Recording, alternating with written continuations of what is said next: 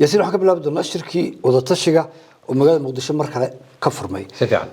waxaana isku raaceen in doorasho cod qof iyo coda in la qaado way sidaasina waxa soo jeediyay madaxweynaha dawladda federaalka ee Soomaaliya Xasan Sheekh Maxamuud way shirka la isugu yimid Jubaland iyo Puntland waa ka maqan way that means tamacnidu waxa weeye raali kama nihin waxa wadaan waa sax inta shirku dhicin ayaa madaxweynaha Puntland Saciid Cabdullaahi Dani wuxuu u yeedhay xildhibaanadiisii federaalka joogay way intoodii badnayd baa tagtay magaalada Garowe si ay u tashadaan way dhowr qofna oo xildhibaanada ka mid ah way diiday inay tagaan Puntland oo kuwaasi waa kuwa wasiirada ka agdhow Xasan Sheekh ama awaamirta Xasan Sheekh ku shaqeeya ee meeshii laga soo doortay dadkii matalayeen dantii ay u yimaadeen aan dan kala ahayn laakiin danta madaxweynaha si ay wax u helaan iyagu ayaan eegi doonaa ay iyagu halka u joogaan intii kale wax isku afgarteen waxa Muqdisho ka socda inaan wax jiraan dastuurka oo la jibinayo wax laga saarayo wax iyadoo aan la wada tashan maamul goboleed isaga iman doorashooyin qof iyo coda iyagoo daraasad la sameyn iyagoo aan raali laga wada hayn intaas iyagoo soo saareen madaxweyne Xasan Sheekh hadda ka hor Saciid Cabdullaahi Dani wuxuu yiri aakhirkii waxaan ogol lahay inaan hor fadhiisano oo la wada hadallo dawladda federaalka Soomaaliya soo hadal fiican ma madaxweyne Xasan Sheekh kama soo jawaabin way ignore gareeyay صح raali kama wahayn waa run diyaar baan ahay adina maadana ma oran idinku noo kaalayna ma oran صح hadalkaas meel cidla abu kaga dhacay Saciid Cabdullaahi Dani si fiican markuu hadda la shiray xildhibaanadiisii federaalka joogay Saciid Cabdullaahi Dani ayuu arkay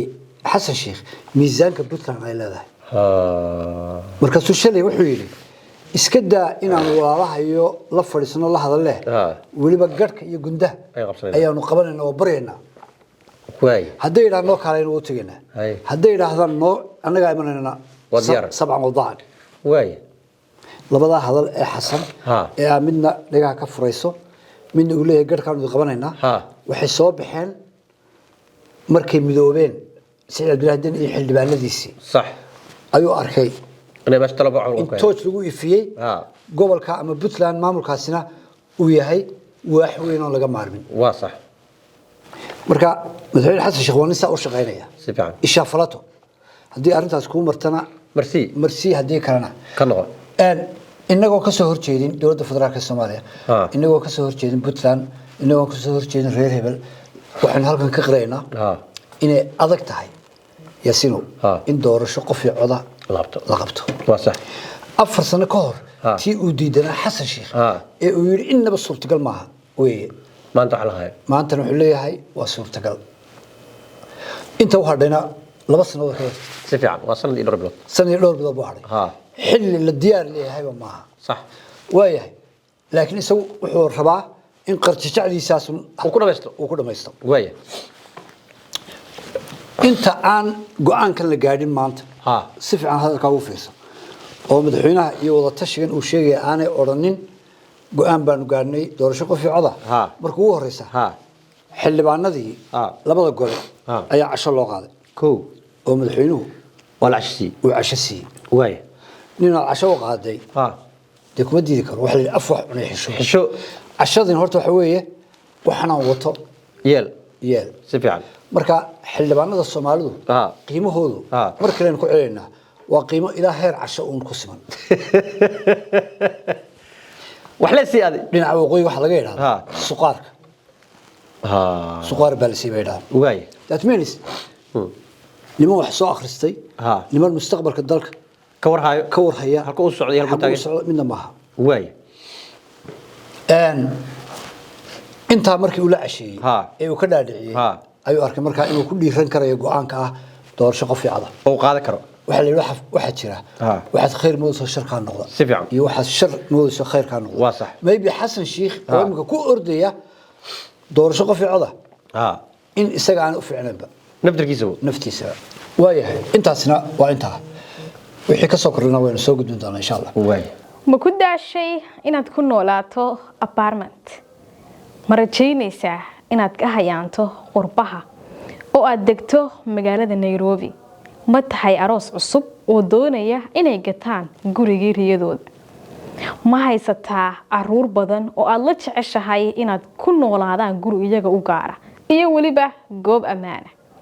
waxaan ku haynaa guri aad gadan karto oo ka kooban 7 qol 5 qol waxa ay ku yaalaan xagga hore halka 2 qolna ay ku yaalaan xagga dambe iyaga oo leh musquladooda ama suuliyaashooda gaarka ah isla markaana si gooni ah loo soo gali karo labadaas qol marka aad gurigan gadato waad kireyn kartaa ama waxaad ka dhigan kartaa meel ay martidu ku seexato gurigan waxa uu ku yaalaa goob ammaan ah waxa hormar laami xaafadda uu ku yaalaana waa Nasra Gardens haddii aad raadinaysay guri waan hubaa inuu kali noqonayo gurigaagii riyada haddii aad danaynayso gurigan inaad la xidhiidho dadka gadaya ama beecinaya waxa aad kala xiriiri kartaa telefoonka shaashada kaaga muuqda qiimaha waa la gorgortami kartaa waana mid macquul ah oo ku qancinaya markab baa yimi shidaalkan qodaya iyo baariya Turkiga muqdisho si fiican dadku Soomaalidu waa caadufad si fiican inta qalin warqad qaataan daraasada ma sameeyaan baaritaan habeen soo mid shidaalka ma inaan sameyn daraasad dadka inagu soo gudbinay sida xiriin iyagu sida Soomaaliya u shaqeyso ay aaminsan yihiin in adduunyada u shaqeyso imka haddaan idhaahno 3 ceel ee la ogolaaday ee Turkigu ay baarayaan shidaalkana ay soo saarayaan Mareykan baa diray haddaan idhaahno qaar baa diiday moodiyo Turkigu inuu Mareykan ka xoog weeyaan shidaalkan gibigiisba shidaaladan adduunka waxaan ka socdaa waxa ka baac mushtari oo gacanta ku haya xisbigan dimuqraadiga ah si fiican ee Mareykanka صح shidaalka midka Mareykanka xisbigan dimuqraadiga soo doorasho kuma jiro hadii laga qaado uu yimaado Donald Trump waxa suurtagal ah hadalkayga hor markabku guriga hooyada ku noqonaya raaysan leeyahay adduunyada waxa fiican dalkaaga inaad fahamtid si fiican sida uu shaqeeyo adduunyada sida uu shaqeysan aad fahamtid صح adduunku markuu is haysto rabashka dagaalada Middle East-ga Afrika maxayga waxa soo dhan marka ay socdaan waxaad ka garanaysaa يا حكومة مريكان ومركا حسب الديمقراطي وهايستو سفعل الدون كله بالدجال قليا صح حرشة صعد ريبوبليكا كمركو يمادنا دجالada soo dhan hatta ciidamadii meelaha ka joogay wala soo noqda marka labada xisbi horta siyaasadda saameynta adduunka ku leeyihiin inay banaanka inay fahmaan baa wanaagsan صح midda labaad doorashada Mareykanku saameyn bay ku leedahay caalamka kale oo dhan caalamka intiisa ilaa Soomaaliya iyo Itaalka yar saameyn bay ku leedahay سفعل marka markabkii dekadii uu joogaa joogay dadkii qaar baa daawanaya wax leeyihiin waxaan u malaynayaa qaar baa foostooyin si diyaarsaday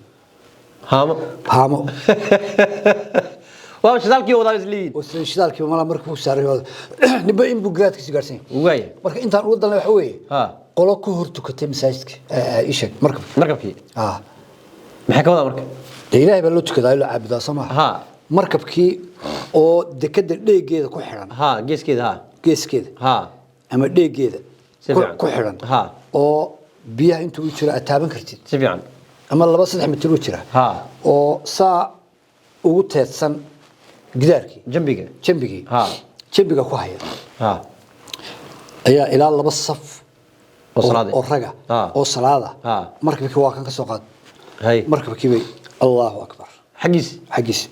مركب كهوري على بدي صح مركب كان أيا لو تكنيه ما أنا ليلو متقولوا مركب كي ليه بمركب كدرادس بينه صلاة أيا صلاة داس وايا تاس يضع الدم بتاعي وحيانا الدم بكراء قبله ماشي هدون لو متكدو كم أقدر كم قلت شو تمشي مركب ماشي مركب كيالو حمرنا ونجي شركة نوي سفيان ماشي قبلذي معها ما جرته markabkii un baad marka la tukanaysa ay tukanaysa si fiican awal bin oran jireen nin baa rukuucay iyo nin baa meel sujuuday iyo oo soo sawirij laba saf arkuucdan hadii sawir ka helneen wad gelin hadii kalena intaan af ka sheegay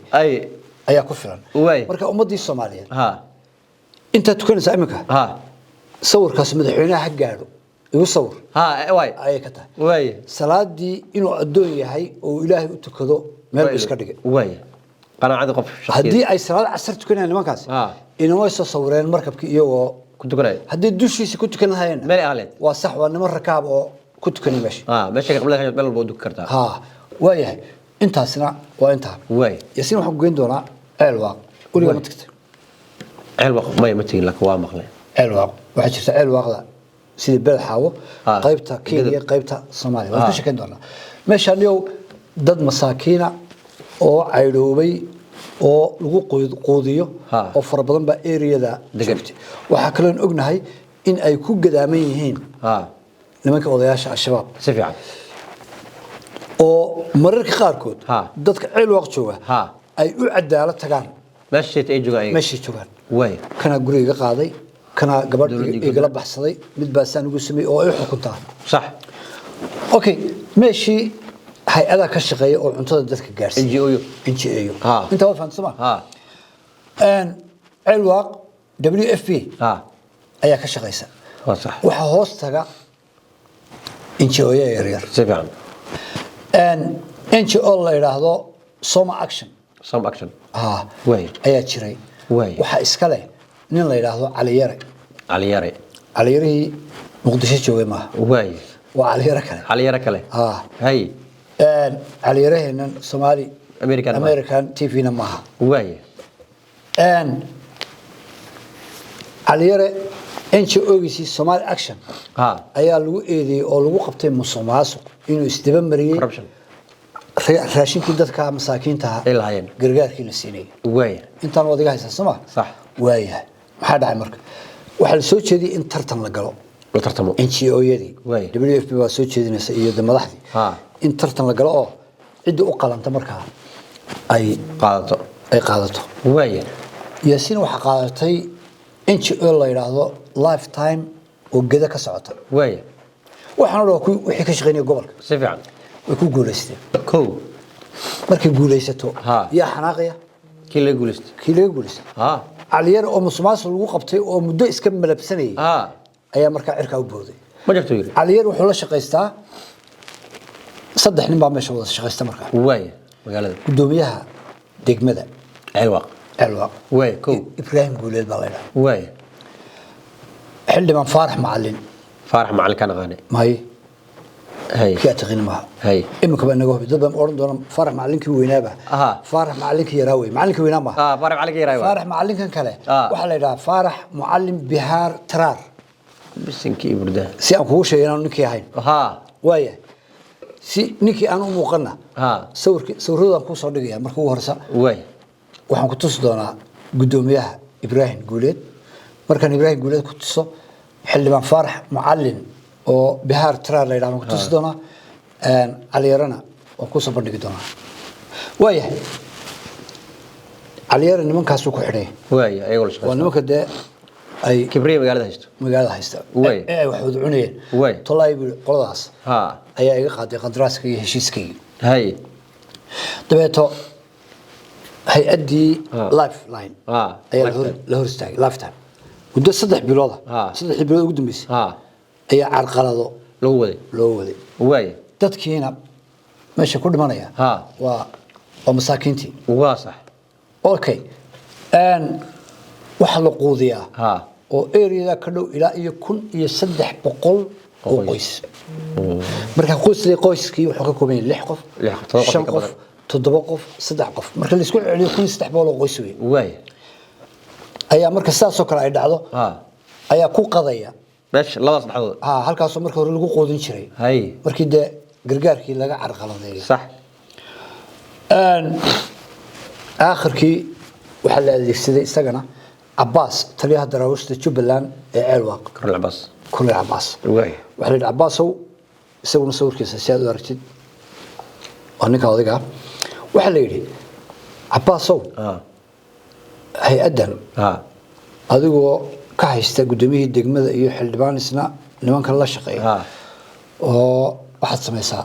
runta u sheeg sax hay-adii buu tegey meesha laga maray eeg wuxuu yiri haddii aad doonaysaan ka shaqeysaan ceelwaaq annaguna aanu nahay ciidankii nabadgelyada ma damaanad qaadi karno amnigeena hay-adan oo cunto qaybinaysa oo baabuur wadato oo shaqeynaysa marka lagu dhaha amnigaaga mas-uul kama yihin kaa ku yidhi mas-uul kama yihin ها ayaa ku dilaya ها hadhow wuxuu ku leeyahay maanu kuu sheegin ها انا كل شيء ها hay-addaasi waxay idhahdeen noo qor warqad odhanaysa امني مسؤول كم يدهس amniga mas-uulka ma مين قريه wuxuu yidhi idinku ها. soo qora warqad aad leedihiin ها. amnigayagii ها ayaan u baqnay saasaan ku tagnay نو نو نو هذا صقر waa xariif هذا صقر ده hay-addaasi way ka sharaacatay كتكتي ka tagtay واي waxaa loo carqaladaynayaa ها inankaa caliyare maxaa oo intaasoo sanadood halkaa dhuuqayay ها maxaa hay-ad kale loo keenay هي هذيك اللي كان هي هذيك هي ادوين هذيك كسته okay degmada ها. maamulka imika ka jira ها. yaasiin waxaa la sameeyey oo uu ka jiray tan iyo 1900 aan idhaahday 2011 ايه لسمي ayay dhisantay maamulka aan la bedelin واسك جوجر waxaan caliyare iyo futuud fataad iyo وديgan macallin hebel iyo ها waxa waa niman haan ku weynaaday ها 2011 الا هذا ilaa haddii joogeen واسدحي توصلوا ha احمد ولا بلابل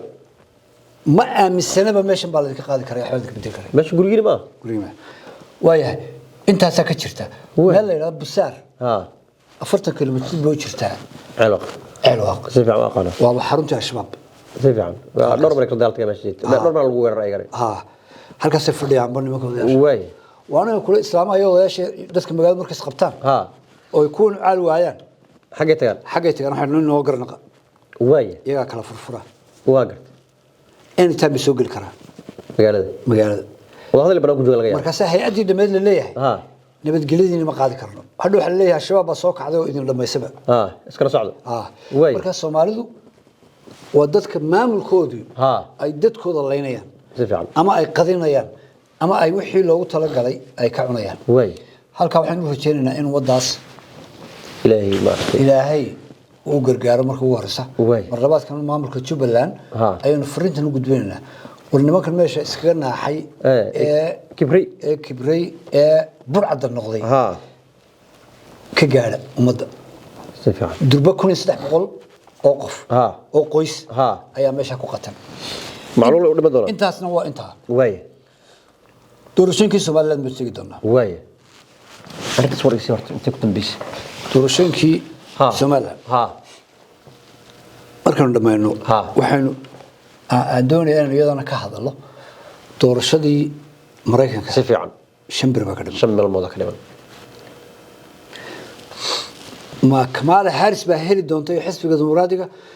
mise Donald Trump iyo xisbiga jamhuuriga وسؤال ما يشتغل markaan Soomaaliland ka baxno واي Soomaaliland waxa socda ololihii iyana waa 13 bisha سيف عن 13 cisho ayaa u dhiman laakiin wixii waxaad moodaa ها in sidii loogu talagalay أيك سؤال xaggii nabadgelyada maaha ها in dadkii sida u fahmeen ay qabiil wixii ka dhigeen نغطي iminka warbaahintii oo dhan Ha. markaad dhegeysatid بل هبل اللي annagoo reer hebela iyagoo reer hebela soo weeraray annagoo reer hebela ayaa magaalada iskale dacar buruq waxa le annagoo reer hebela salaxle waxa le annagoo ورير هبل كانوا أدونك وانا ما يسوي ولا لو يلا ما هنا salaxle iyo dacar buruq ها iyo makhaayadeenanta ilaa in Cabdulxasan bay nuqayni Sabiican. maantaynu 2024 ها ayaa la leeyahay hargeysa annaga ale إنا لله وإنا إليه راجعون marka laynkii doorashada loo socday ها waa laga leexday. waxa kaloo doorashooyinku ka muuqda reer Soomaaliland ها oo dadku waxa ay finish noqdaan ama arrinkoodu uu la oran karayaa khalkhal siyaasadeed baa ku dhacay Ha. marka horta qofku uu garan waayo cadowgiisa صح imka haddaan adiga ku idhaa cadowgaagu waa ayo ها waad garan ba weydid ood marba meel isku qaadid ورير واي ood walaalkaa tiraahdo ayaan u malaynayaa واك شيء ood سلام tiraahdo waa eedada baan u malaynayaa زي فعل marka boofis baa jira صح dadkii shacabka reer Soomaaliland Ha. cadowgii hor garanayaan ما لقى جرو cadowgii waxa haystaan ها kuwan doorashada ku jira كو qolaba qoladii kale waxa leedahay Ha. cadowga Soomaaliland baa hadlay cadowgii Soomaaliland baa halka kubad ku ciyaaray cadowgii Soomaaliland baa xabad riday marka cadowgii markaad eegtid ها mid Muqdisho ka soo socday mid Addis ka soo socday midna ma waxa xafadihum baa cadow عدو قدا isku sheegay واي waxa kale oo dadkii warbaahinta la keenaya dadkii oo la tolaayay طلع هي كنت لادي marka doorashadiiba ها dematolaayo iyo qabiil bay isu bedeshay magacii Soomaaliland marka lama isticmaalayo ها بعير ريبل Soomaaliya anagoo reer hebela anagoo reer hebela anagoo reer hebela إلا. waaya nin Soomaaliyan qabiil ka dhalan ma jiro ma jiro qof walba qabiil ka dhaltay anoo caliya ha meesha beesheed u badan haddaan ka leexdo oo xisbiga kala galo ha wala irinaya si nin gaaloobay inna lillahi wa inna ilayhi marka waxa dhacday habeen dhaweyto xaafadda Sinai la yiraahdo ha ayaa wiilal dhalinyaro oo xisbiga kulmiye dharkoodina labisan baabuurna wata ha intii ka soo degeen qoryo iyo sita video ku tusnaa ay saas rideen waliba nin madaxa bad kaga dhuftay bash ha la hawla wala quwwata illa billah shalay booliska waxay dhahdeen ha afar nin ayaa loo soo xiray aan u qabanay way okay ma waxa ahaan aynu eegi doonaa waxay dadku leeyihiin waxay ahaayeen ciidanka sirdoonka leexsan wiilka madaxweynuhu uu xukumo waxay dadku leeyihiin waxa dadkan loo soo diray laba beelood oo halka wada degan in la isku dhufto oo la isku diro sanado hore waxa dhici jiray imika la iska daa waxaas malaa 20 sano ka hor ayaa beelaha ciidagalaya arab ay sashiidi jireen waxba isku turturi jireen maxan way marka oo isku yar ka jireen adigu dadkii wixii waa laga ilbaxay صح xaafad ba hargeysa xaafad kale la dagaalantay beel kale wixii dadku iska daayeen waaya intaasi markay ay marayso ayaa rasaas aan loo aabeeyeen ba wiilashan dhalinyarada fureen iyagoo ku faanaya in ragga talada haya magaalada ama Soomaaliya inay yihiin waa wiilashii yarka madaxweynuhu soo diray nin odaya oo la yiraahdo Abdul oo dadku ay yaqaanaan mujaahid ila meerayso si fiican ayaa in tusay rasaastii ay rideen qashirkeedii iyo noocyada qashirka mujaahid ila meerayso oo ninkii bixiyay ila meerayso si fiican isaguna wuxuu la baxay meeraysidiid laakiin meeraysidiidkii baa socon waayo ila meerayso qaatay ciyaarka yar markaa arkay 3 jirka 5 jirku alla waa kan adeer ila meerayso bilaa marka inaguna magaciiba ugu yeerayna ila meerayso dadka in la xabadeena qata caliya qofka la xabadeena marka Somaliland sida Muqdisho iyo gaalkacyo maaha dadku ma hubaysna qoriyo magaalada Soomaaliya ninka qori sita waa nin dawladda ka tirsan si fiican laanta sirdoonkan leexsan ee leeyahay waa tii u qaabilsan mukhaabaraadka iyo dabagalka صح marka in xaafadaha la isku dhufto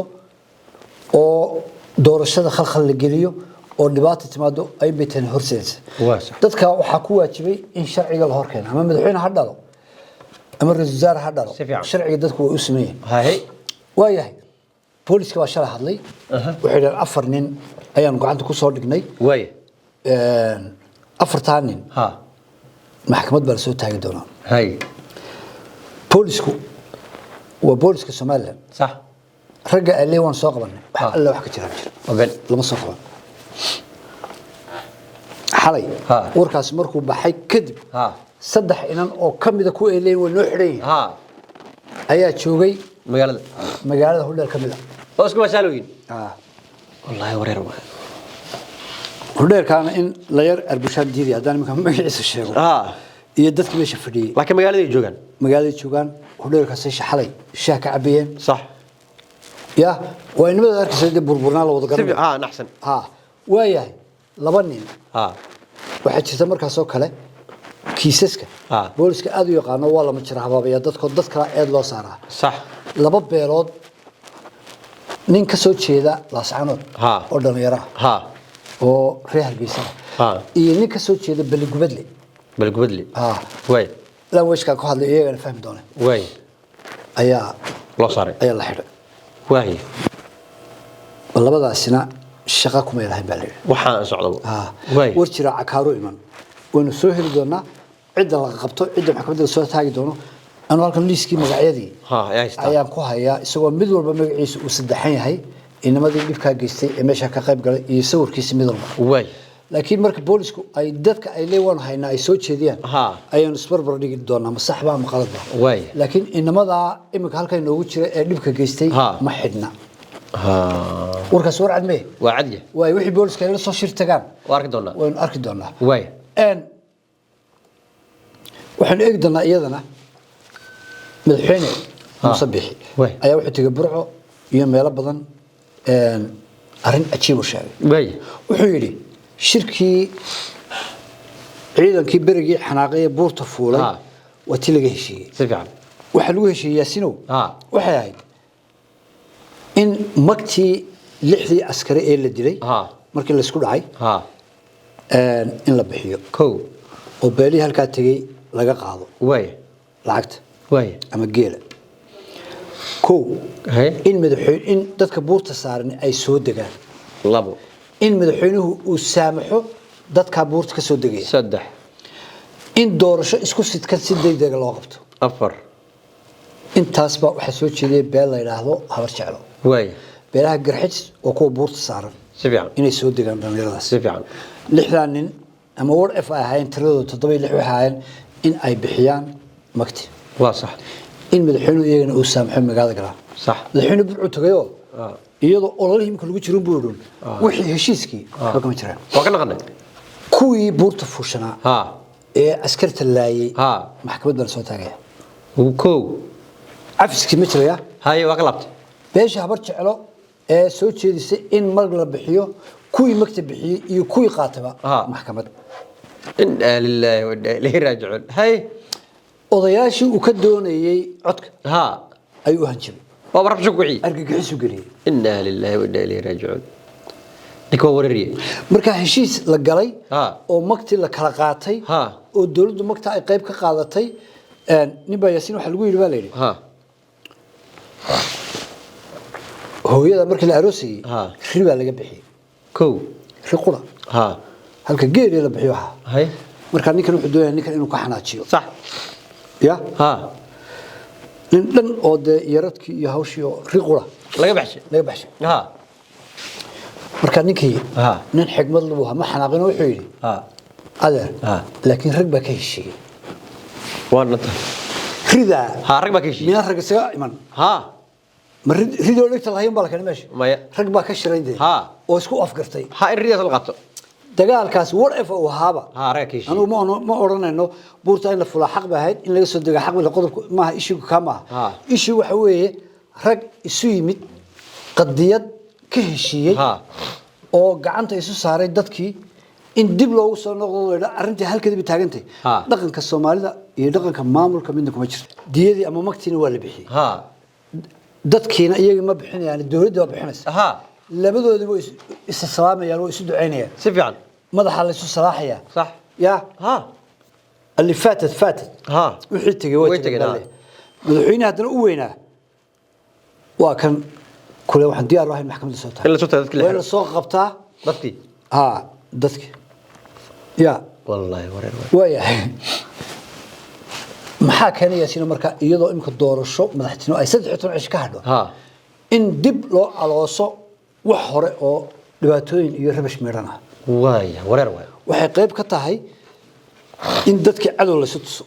سبيعا تذكر الله هاي dadka walaalaha صح in heshiisyadii dadku ay heshiiyeen isku saxiixeen لا نقض laga noqon karo صح waaye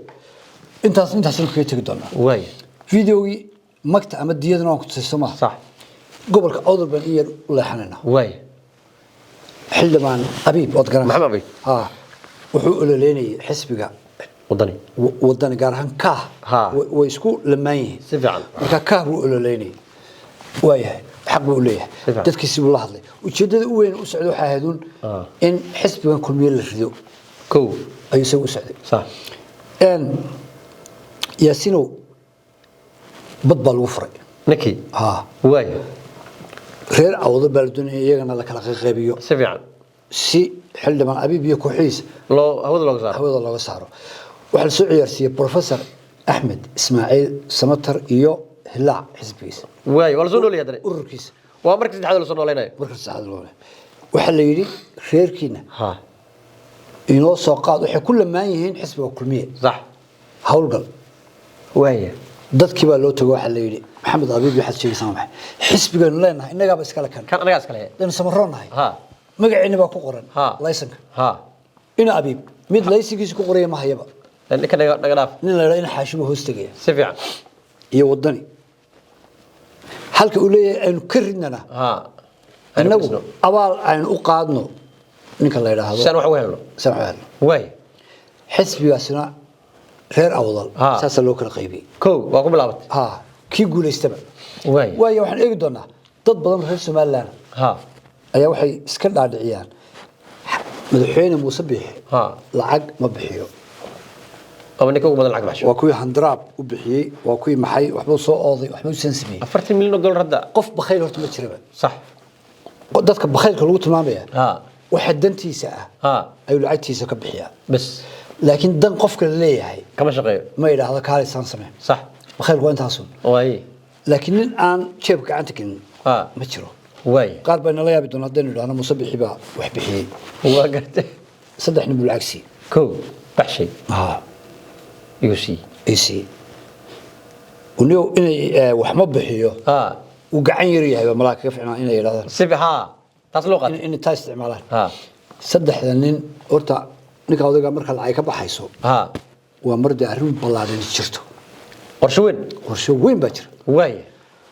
يسنو وحي سهلا سبعا وحي كبحي وحي لو بدري إنه قعدت كهيا وين قعدت كهيا مدحين موسى بيحي عبدي وحي العكسي صدحنين كو بروفيسور سمتر كو عبد الله درول لابو فيصل على ورابع صدح وايه بحكي لي بروفيسور سمتر حسبه هلا او كل ما كل مي اما مصبح كسد كان وي هورتنيك waa gudoomiyaha كو waa ninkii shalay cilada kaga tagay صح ee soo saaray majaajiladii ahayd ee aqoonsada ay la soo wareegayaan si fiican war anu waa kiiska tagay ruux aqoonsan meel nagal tawir صح ninkii sida uga cararay ayaa hadana markale la soo celiyay waaya ninka waa wareeriyay maxaa soo celisay lacag maasha soo celisay waa kii mar qoro intuu hadlay dhageysta موسى بيحل أنتي حسبنا ما بدنا غيبة حسبيس حسبيس لا مو ورا نين العقبة رغتسه موسى رغتشي بقول إلى هاي ما يهمر لنا وزير سينا مغلجري نيك لا عبد الله درول باش عرب وكسعدا حسب له هرسات وأور روحك هذا سفيان أيو سميستي أور كاسيسنا وحوستجا كل مية واي عبد الله درول أو هرسادي وأنا كي سميت شبهدي كوكع سنايت شبهد بالجبل لك وجيور الدجالمة أو حسب كل مية وح لعكرة أو دور شيء حبيرة مجرد واي عوان دلاي واي إما كانوا عليهم الحين هذا الشيء سنو حسب وقات واي فيصل على الورابع مركو هذلو حسبي وضني عرو حسبي وضني عرو بليه wax kala ma jiro soma kulmiye isagoo ma maqashay maya isagoo kulmiye intaan reer Hargeysa reebro oo weyn inta ogeyn waaya laakiin dad badan oo kale oo ka baxsan baro Hargeysa waan ogeyn baa jira muxuu bixiyay lacag weydii muxuu baxsh process matter $100,000 ayuu shaqada ku wado ku bilaab shaqada waaya reerka kala daadi eri oo team markii $100 loo dhiibay hadda professor Samatar uu ka sii diray gacanta إنا لله كان قدوة لبدو السعودي وايه عبد الله درول او حسبي هرسات كنت بودي والله كنت بارده هل كنت العقبيات عبد الله درولنا waxaa la oran jiray hebel maxayga ugama kaco xunshada isaguna waa saas كنت بودي فيصل على ورابه كنت بودي واي سووا ده حاجة قعدت لبضن كلا بخ ونعورد والله ورير واي موسى من ديقسيا وحما السيابة البغيل بو عسيا ريال قسيت ساورتو يفهم بفهم ني واحد بحشام سيان ني واحد بحشام اوكي وكيبور مسكو سيداي نكلا يراهدو سمتر هدي لا كوري هاي عبد الله درول افل بلد دواكي قيلي ويلو هرسدي soo kaca xaafadooda isku kiciyay ninka la yiraahdo sheeg aan Faysal al Waraab waana ku yiri kelmad kulmiye afkiisa ka maqlmaysid wadani bas uma maqlaysa qofkaas waxa isku waashay maqli jirta kontakii markii loo dhiibay si uu arkay inuu shaqeeyay si uu soo saaro xaqu ka bilaabay wuxuu ka bilaabay agabar tuulo yaro 2,000 qof ay ku nooshahay 1,000 qof ku nool yihiin ay soo ristay habar yarooyin habareeraha baatiine dabeetana idoorta ma orane wadani buu ay ku tufe dhowr kilomitir buu jirta Hargeysa ku noqday soo qod halkaas ma waa ololihiisa wuxuu tagay hadana salaxlay waa tuuladiisii kale magaalada geeskeeda kale airportka Hargeysa agtiisa meeshii uu soo noqday waa dhammaad ololihiisa saasoo galay kulmiye u ololay buu leeyahay واصح راعة موسى بيحي صح وأنك دماء حسب وتهذا الدور شكله يجري ما حيت بقدين تهيسا اه فيصل على الوراب يسوي حسب بقى كم شقية لا لا أعدي واحد مشاهر بكل شقية سديد يطبن كل أو دولار أي بشي سوقش اوكي 18,000 100 بصقرة يا في عوض 18,000 بصقرة ها إلى 20,000 ها waayahay nin hargeysa joogo oo soo gasho 18,000 bil walba ciyaar ma galo waayo waa taajir taajir dhalay haddii la yidhaha xisbigaagii ucid uu dumay hadduu ugu leeyahay aniga waa wiciga qaataa markaas oo ma dagaalamayo oo ma odhan xisbigii waa xafiiskan ku shaqaysanay isagu horta uma socdo madaxweyne inuu noqdo Somaliland wuxuu socdaa 18,000 kiisaasi inay socdaan 30 sano u socdeen qof walba yimaado waxa wiciisa loo dhiibo asiga shaqadii xafiiska uu ku shaqaynayay ayaa intaas bishi waaya dhacdacan kale imka waxaan loo dhiibay xasna iyana waa goonideena marka dadka nimbadan buu leeyahay sax intaasna waa intaa waaya doorashadii Somaliland marka la hadlayo dadka isu soo baxay xisbiga wadani dad qurux badan oo badan ayaa isu soo baxay oo taageersan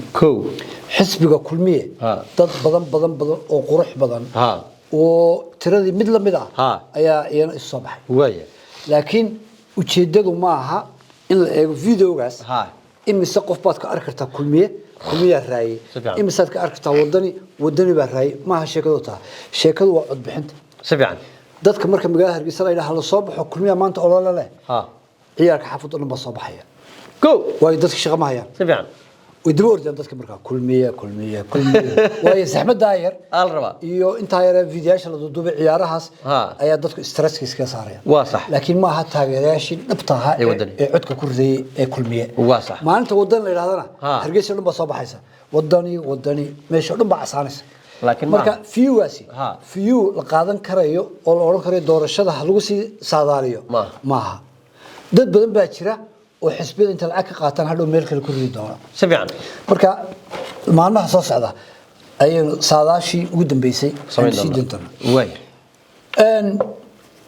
ugu dambeyntii 5 cisho ayaa ka hadhay doorashadii dalkan Mareykanka waa sax iyadan sii saadaalin doona biidnillah 5 lix way waa saddex ku bisha ilaa iyo maartay 4 maalmood 5 bari ka soo qaad intaas ma ka hadhay toddobaad ma gaadho dadku badankiisu fikirkan waa aniga فكرك dadka Soomaaliyeed ka soo qaaday maaha fikran ka soo qaaday dawladda Mareykanka maaha laakiin warayga way aragnimadayda iyo wax meesha ka socda ayaan eegi doonaa way dadku waxay bumbuunayaan Kamal Harris gabadha si fiican xisbiga dimuqraadiga ka socdo sax codadka waxay dheer tahay 2% waxay dheer tahay 1% ay leeyihiin marka waxaan eegi doonaa waa kuma Donald Trump Harrisna iyo marka labada miisaano ayay marka oran kartaa qof ka saqaaday anu dadka daawanay waxaan u sheegayaa iyadoo 6 bari sidaas sheegtay ama 5 bari ka harsan tahay fikirkayga yari wuxuu tusayaa in uu qaadayo oo soo noqonayo Donald Trump wasida aniga qabo fikirkayga way Donald Trump markaan leeyahay anu cidna kula dagaalamayo haddaan Harris iraadana cidna kula dagaalamayo laakiin waxaan ka hadlaynaa doorashada soo socota waxa socda ololayaal fara badan oo gabadhu gobol badan oo ummadii ilaahay oo dhan soo baxday waxba kama jiraan doorashada Mareykanku waa codka si fiican sidii aad ogaad Hillary Clinton in la yiri dadkana iyada badnayd codkana Donald wax badnaa Trump wala la gali karaa waayahay arrin kale oo riwaayada man doonay dadkana tuso sax iminka muslimiintii ayaa laba u kala jabay kala qaybsan dadkii muslimiinta gobolka Mareykanka oo dhan ku dhaqanaa waxay yiraahdeen ninkan odayga Trump Harris iyo odayga Joe Biden ee dimuqraadigu dadkii Falastiin bay baabi'iyeen iyaga hubka u goynayay Israel iyaga sidan sameeyay sida daraadeed iyeenan ugu ridin Donald Trump aynu ugu ridno ay yiraahdeen waa ugu sii dareelay dabeeto Michigan buu ugu tagay maaldood Donald Trump muslimiinta oo dhan buu yeeray adaan ku siinay bay dhacdkii ninkaas isagna muslimiintu markay shirayeen Soomaalidu meelay muslimiin ahayn way Soomaalidu fikir kale qaateen muslimiinta Soomaalidu iyana way soo yimaadeen waxay yiraahdeen iyeenan ugu ridin labadaba iyeenan ugu ridin Donald Trump isaga ka sii xun gabadhan sax tan laynaysa Falastiiniinta ها kan imanaya baa ka sii daran واي iyagoo marka Donald Trump raacsan muslimiinta Soomaalida waliba culimada hogaaminaysa ka hadlaya ma aha shacabkeena caadiga سفيان intuba culimadoodii weey صح culimadoodu halkan mid iyo laba ka leexday mooyaane ها Donald Trump bay taageersan كل جود كله kulligood واي وانك الشلي ما درت سميي marka Donald Trump ها interview laga qaaday wuxuu yiri muslimiintu waxa ku abuuran nacayb ayno qabaan inaga واي kiniisadaheena diinteena diidan yihiin inta kufaar iyo kaafir iyo bay leeyihiin صح iyo dagaal bay ugu hayaan صح darrad lahaa ها muslimiintu uu sida ku lahaa Michigan bay kula shireen adaan kugu shubnaa bay ها نودي Soomaaliya halka joogto waxay adaan kugu shubnaa واي qaarkoodna waxay dhahan culimada ها Soomaaliya qayb kamid ah oo aad u tiro yar ها labadooda midna yeena lagu ridin ها kuwaasna khaladkoodu waa maxay ها 10 cod oo ay ku heli lahayd Kamala Harris ها oo hadii la doonayo ها ayaa 10kii Soomaalida seexday ها ayaan codka ku ridin ها codkoodii la waayay ها ayuu Trump soo baxaya وقاعد marka laba daran mid dooro way hadaad ku rididna ku daran hadaad seexadna ku daran sida doonta ha noqotee Donald Trump aan yeeray doona واي Donald Trump 29 dambi يلا هيستا oo lagu soo oogay ayaa laga drop gareeyay waa laga tooray wax loo haysto walaal 29kii dismiss baa leeyahay واي 34 dambi ayaa lagu helay oo la yiri guilty marka lagu yiraahdo dambiga uu qabaa in lagu geeyo jeelka weey si fiican ninkii 34ka lagu helay midka ugu yarba 4 sanadood hay dambiyada lagu qabtay qaar ba 10 sanadood صح qaar ba waxa marka la isugu geeyo waxaan noqonayaa dhowr 30 sanadood صح wixii loo haystay oo dhan miyaad maqashay haysta may maxkamadda maalmo maxkamadda la saara inta la saara ninku waa ninka way nin 34 dambi lagu helay oo hadana madaxweyne noqonay weey haddana maxkamadiisa waxa laga dhigay 6 bisha laga dhigay 7 bisha laga dhigay aan jeclahay waa laga leexiyay ha marka maalinka caleeshan waxay ku aadaneed doorashada ku aadaneed in go'aan laga gaaro waxa kama jiraan ba waxaan oo dharood bay waa in madaxweyne noqon doono Donald Trump oo gurigiisa la baayacayo la halgala wareegay diyaaradihiisa isma arkin waxba miyaa laga qaaday midna may waxa lagu leeyahay intaas oo canshuura miyaa laga qaaday may waayahay Donald Trump markuu soo baxay xisbigiisa jamhuuriga intaas oo nin baa la tirsamaysa Soomaa si fiican may male weeyaan sagtay maash kaliya waa soo baxay waayahay maalin dhaweed waxay wada doodeen Kamala Harris si fiican debate-kii labaad uu diiday warud ما مدوبان توس بو هذا عيوري ما يمكن تاس هذا اللي يقوم واي سيدو دونو عايا وحدونو شيغا waxyaalo ka baxsan shuruucda Mareykanka ku akhriya cid la hadli karta male ninka madaxweynaha noqonaya waa isaga si fiican hadii Kamala Harris ay noqoto saadaasha Yaasino wala waay si fiican laakiin hadii Donald Trump helo amarka Ilaahay ka sako saadaashaydii sidii ay u socotay si sax ah way marka dadka Soomaalida iska dhaadhicinaya caadifadaha CNN iyo Fox 9 oo dad badan baa soo baxay waa dadka wadan iyo kulmiye oo kale ee Hargeysa ka soo baxaya si fiican oo sawirka guud la eeganayo digay damta laakiin codka marka la yimaado ba waxa way maartay waxaan ka u sheegaynaa dadka Mareykanka ee taageersan ninkan odayga ah khadisa xuduunahaade 70 milyan way ka badan 70 milyan oo permanent iyagu deegaan buu way kaas waaya kama dhamaadaan iyadu 1 milyan oo deegaan ma haysato waa cod mobile shan xaafad meel nin berito isbedeli kara ayaa haysataa waaya ya صح odayga Obama madax baa cadaaday uu xiiqay nafti waa ka baxday asiga xaaskiisii xiiso صح wuxuu ma hayaan waaya ninka adduunka ugu lacagta badan leh wuxuu raacay Donald Trump Elon Musk waaya صح تهبشيل يراعي مصبيح انت سكسكوي ويا علي ادي باسيه داوديال waxa halkaas inoo soo dhawaad barnaamijkeena kaftanka tan iyo kullu keen dambe inta kulmi doon waxaan kaga tagnaa sidaas iyo nabadgelyo amaan Allah